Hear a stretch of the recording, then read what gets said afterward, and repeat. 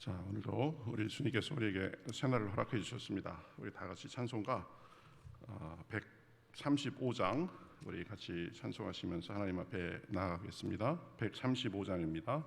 어저께나 오늘이나 135장 같이 찬송하시겠습니다. 135장입니다. 어저께나 오늘이나 어느 때든지 영원토록 변함없는 거룩한 말씀 믿고 순종하는 이의 생명 되시며 한량없이 아름다운 기쁜 말일세. 어저께나 오늘이나 아무 때든지 한결같은 주 예수께 찬양합니다. 세상 지나고 변할지라도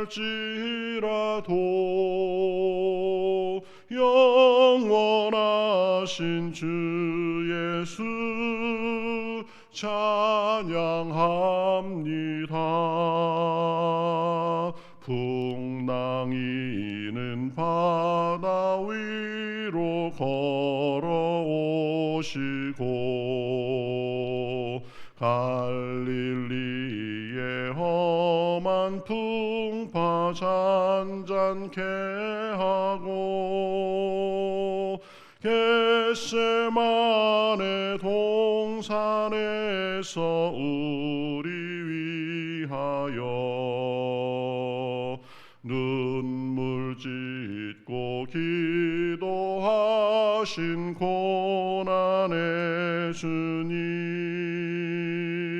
어저께나 오늘이나 영원 무궁히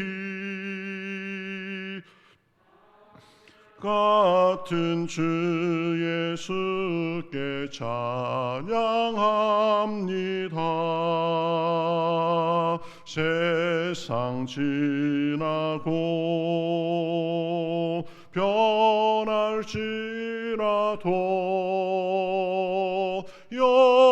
영원하신 주 예수 찬양합니다. 허물 많은 베드로를 용서하시고 의심 많은 도마에게 확신 주시고 사랑하는 그의 제자 가슴에 안고 부드러운 사랑으로 품어주셨네. 어저께나 오늘이나 영원 무궁히 한결같은 주 예수께 찬양합니다. 세상 지나고 변할지라도 영원하신 주 예수 찬양합니다. 엠마오로 행하시던 주님 오늘도 한결같이 우리 곁에 함께 계시고 우리들을 영접하 하러 다시 오실 때 남없는 영광의 주 친히 배우리. 어저께나 오늘이나 영원 무궁히 한결같은 주 예수께 찬양합니다. 세상 지나고 변할지라도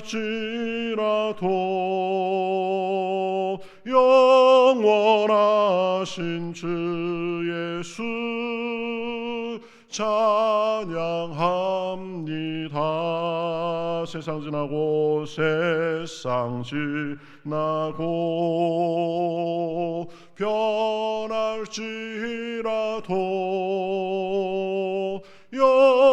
영원하신 주 예수 찬양합니다. 아멘. 같이 기도하시겠습니다. 하나님 감사합니다. 어저께나 오늘이나 영원 무궁히 변치 않고 한결같이 우리와 함께 하시며 우리를 사랑하시는 주님 감사합니다. 세상은 지나가고 변할지라도 오직 주님만이 영원하시며 그 영원하신 능력으로 이 세상을 다스리시고 우리와 함께 하시고 인도하시는 줄 믿습니다. 오늘도 우리의 시선을 주님께만 고정합니다. 세상에 여러 가지 썩어질 것과 욕된 것과 부족한 것들을 다 이 시간 주님 앞에 내려놓고 오직 영광의 주님, 영원하신 주님만을 바라보며 말씀과 기도 가운데 새로워지는 시간 될 수 있도록 인도하여 주시옵소서. 영상으로 함께하는 사람들에게도 삶의 자리에서 이 영광의 주님을 모시고 사는 은혜와 기쁨이 넘치게 하시고 우리 교회가 이 주님을 의지하고 따름으로 인하여서 날마다 새로워지고 하나님의 사명을 잘 감당할 수 있도록 인도하여 주시옵소서. 시종을 주님 앞에 맡기며 살아계신 예수님의 이름으로 기도하옵나이다. 아멘. 자, 우리 성경 말씀 보겠습니다. 성경 말씀 시편 89편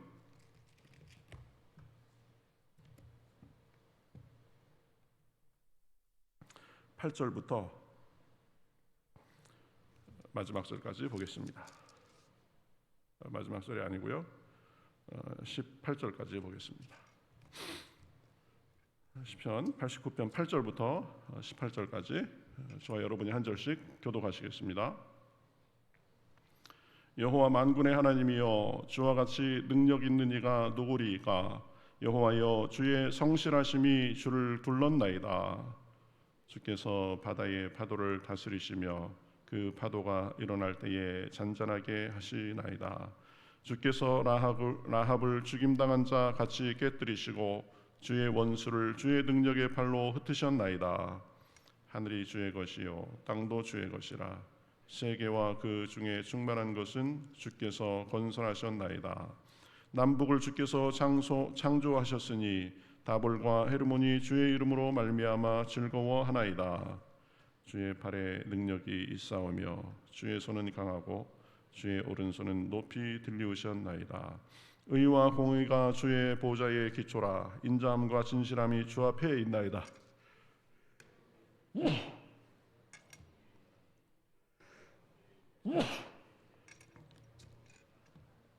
그들은 종일 주의 이름 때문에 기뻐하며 주의 공의로 말미암아 높아지오니 주는 그들의 힘의 영광이심이라. 주의 뿌리 주의 은총으로 높아지리오니 우리의 방패는 여호와께 속하였고 우리 왕은 이스라엘의 거룩한 이에 속하였기 때문이니이다.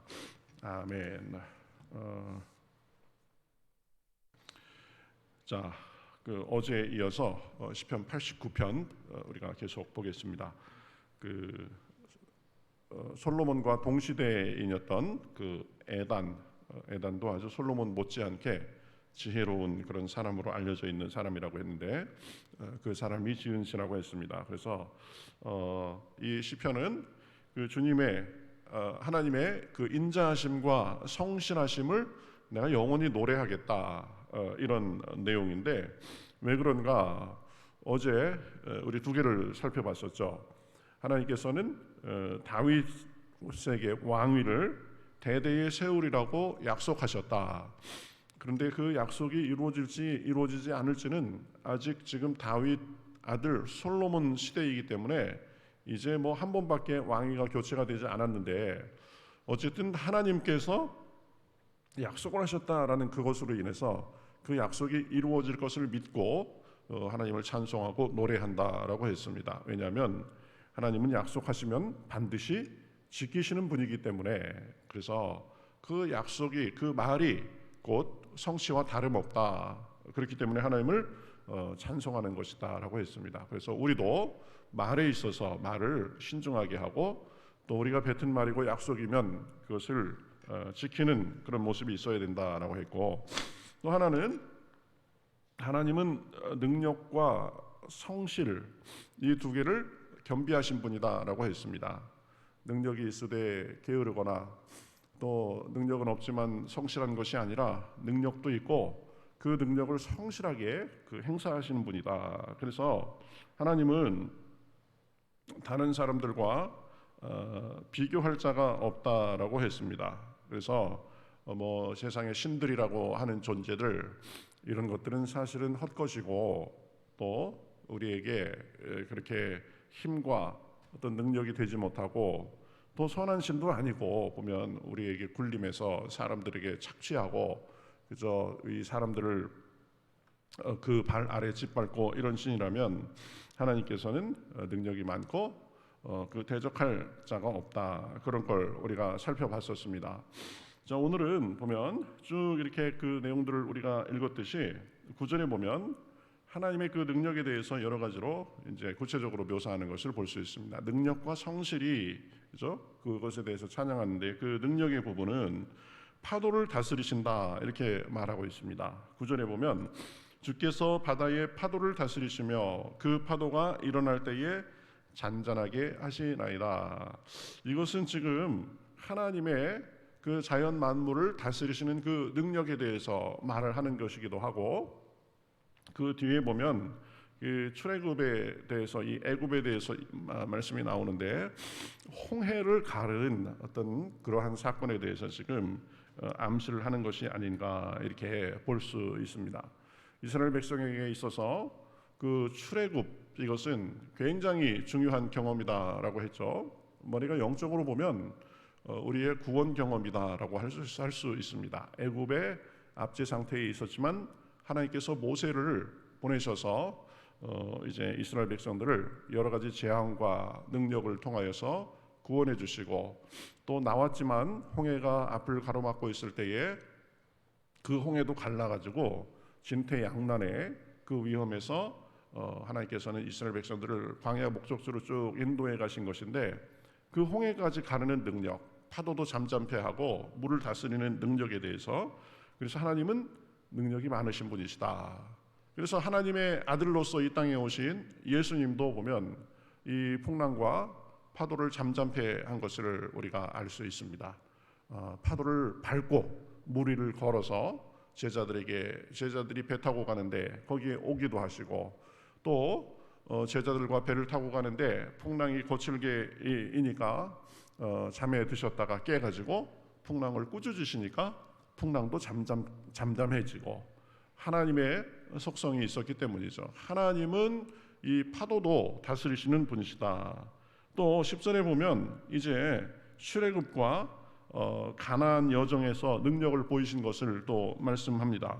10절에 보면 주께서 라합을 죽임당한 자 같이 깨뜨리고 주의 원수를 주의 능력의 팔로 흩으셨나이다 이렇게 말씀하는데, 라합은 원래 그 고대 근동의 그 여러 가지 그 신화 중에서 이제 하나님의 철퇴를 맞고 정복당한 그 신 이름이라고 합니다. 그런데 그 신 이름이 그 애굽하고 결부가 돼서 여기서 라합은 애굽, 현재의 이집트를 지금 지칭하는 것입니다. 그래서 그들을 깨뜨리시고 주의 원수들을 능력의 팔로 흩으셨다. 그러니까 애굽에 대해서 10가지 재앙을 내리면서 누가 참신인가, 누가 더 능력이 있는가를 확실하게 보여주셨죠. 그래서 애굽 사람들은 10번째 재앙 이후에는 우리가 이러다가 다 죽겠다, 그래가지고 너희들이 빨리 나가라,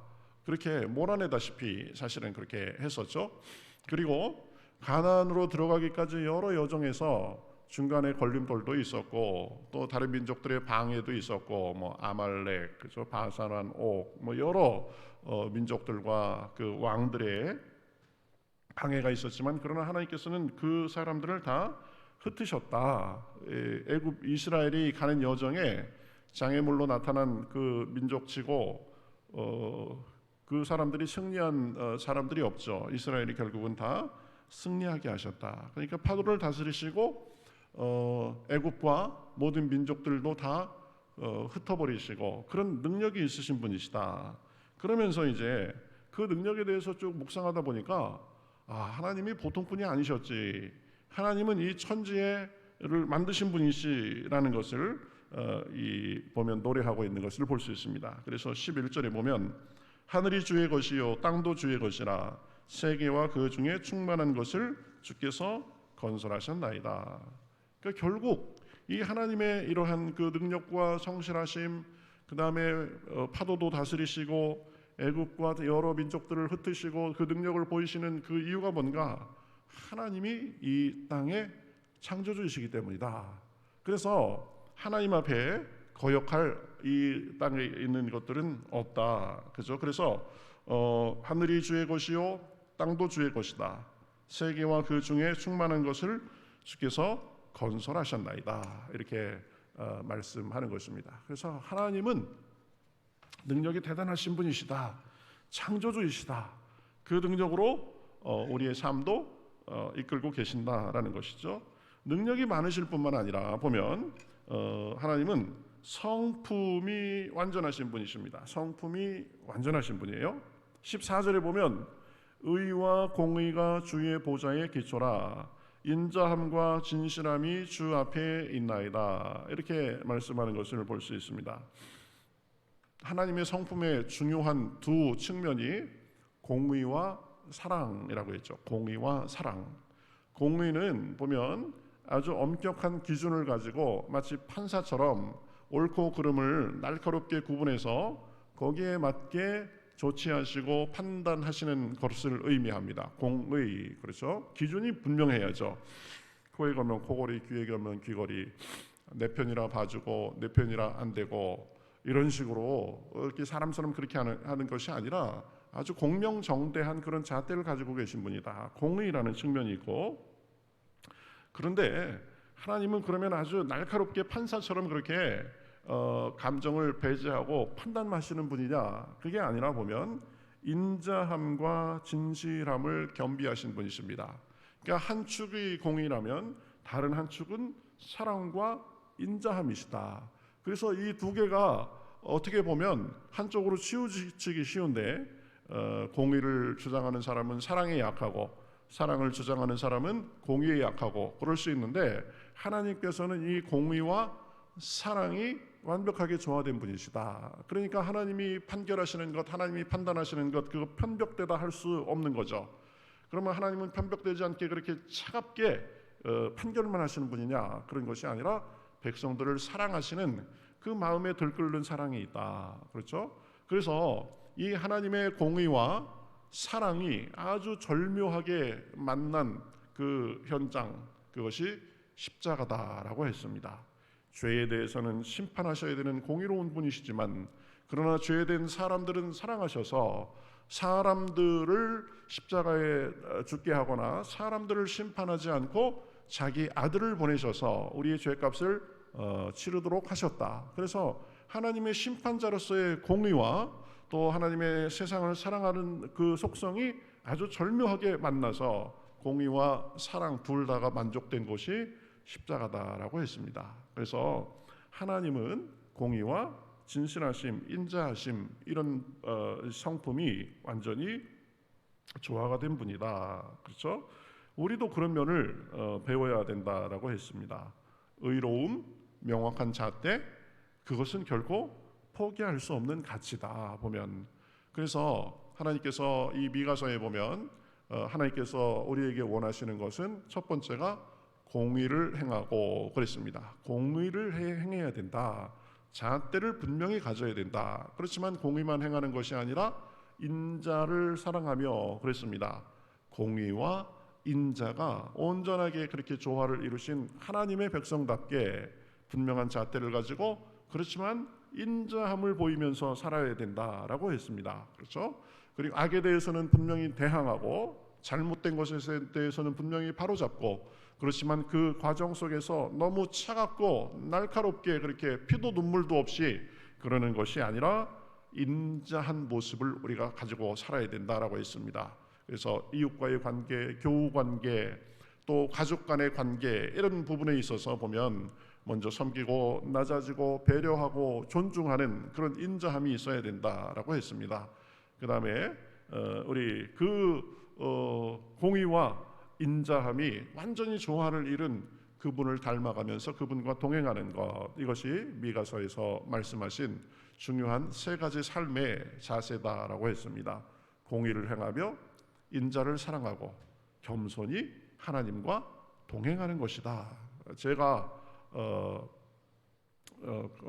거의 10여 년 전부터 제 삶의 모토 성구로 삼고 있는 것입니다. 미가서 6장 8절. 그래서 공의를 행하며 인자를 사랑하고 겸손히 하나님과 동행하는 것, 이것이 내 삶의 가장 근본적인 모토가 되어야 된다. 그런데 하나님이 그러신 분이시다라는 거죠.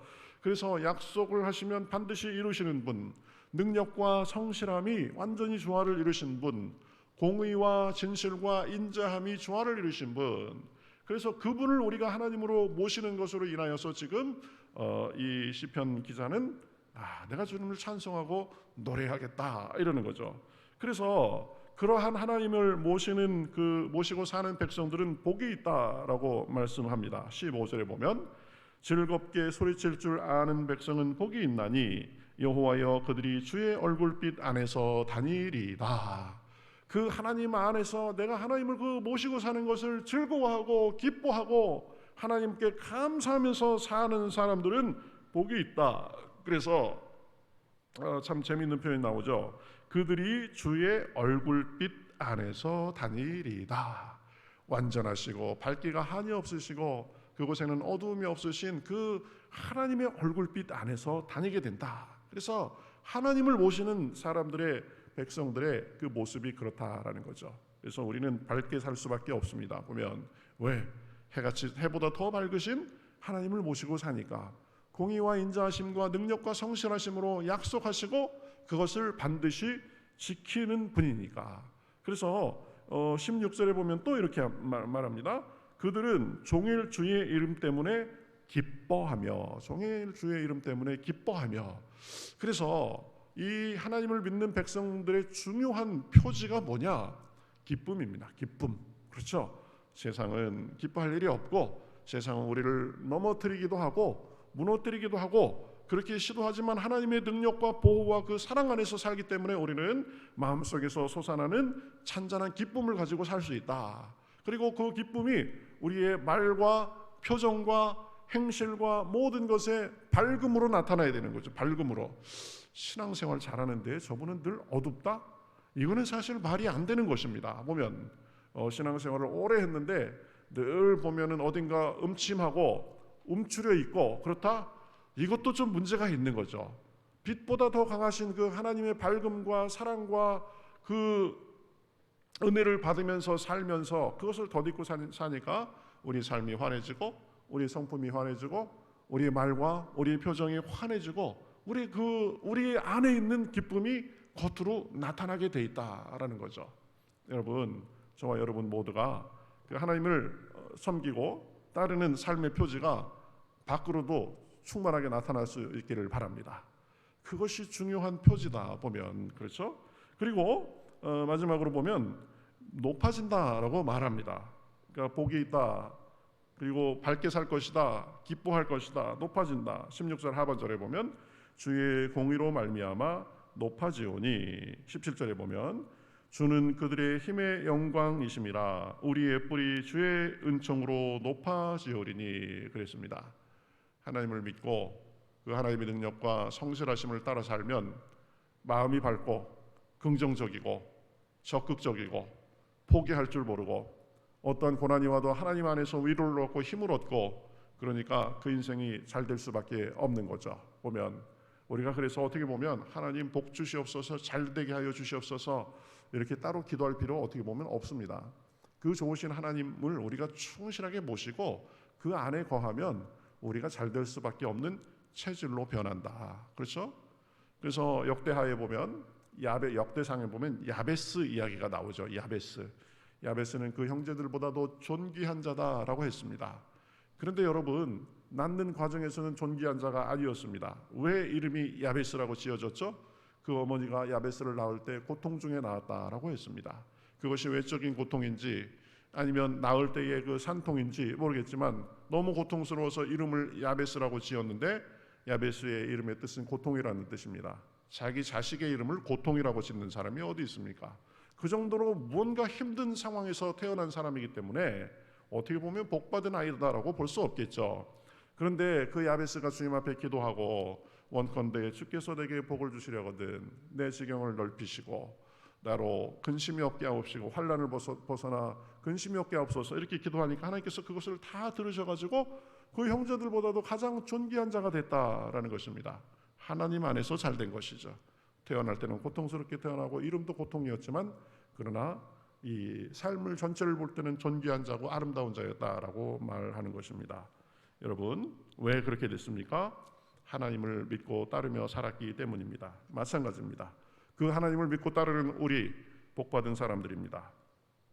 능력의 주님, 천지의 창조주이신 주님, 약속에 충실하고 성실하신 주님, 인자하심과 공의가 완전하게 조화되신 그 하나님을 섬기고 그 그늘 아래, 날개 그늘 아래 사는 것이 얼마나 감사하고 찬양할 일입니까? 여러분, 다시 한번 우리가 그것을 누리는 것을 인하여 감사하고 오늘도 주님 안에서 평안을 누리고 안식을 얻고 그 오늘 시편 기자가 가졌던, 에단이 가졌던 그 능력과 확신을 덧입고 오늘도 은혜 충만하고 하나님과 동행하면서 승리하는 날이 되시기를 주님의 이름으로 축원합니다. 우리 같이 찬송하겠습니다. 찬송가 288장 우리 같이 찬송하겠습니다. 예수를 나의 구주 삼고 288장 우리 같이 찬송하겠습니다. 예수를 나의 구주 삼고 성령과 피로써 거듭나니 이 세상에서 내 영혼이 하늘의 영광 누리도다. 이것이 나의 간증이요 이것이 나의 찬송일세. 나 사는 동안 끊임없이 주를 찬송하리로다. 온전히 주께 맡긴 내 영 사랑의 음성을 듣는 중에 천사들 왕래하는 것과 하늘의 영광 보리로다. 이것이 나의 간증이요 이것이 나의 찬송일세. 나 사는 동안 끊임없이 구주를 찬송하리로다. 주 안에 기쁨 누림으로 풍랑이 잔잔하니 세상과 나는 간 것 없고 구속한 주만 보이도다.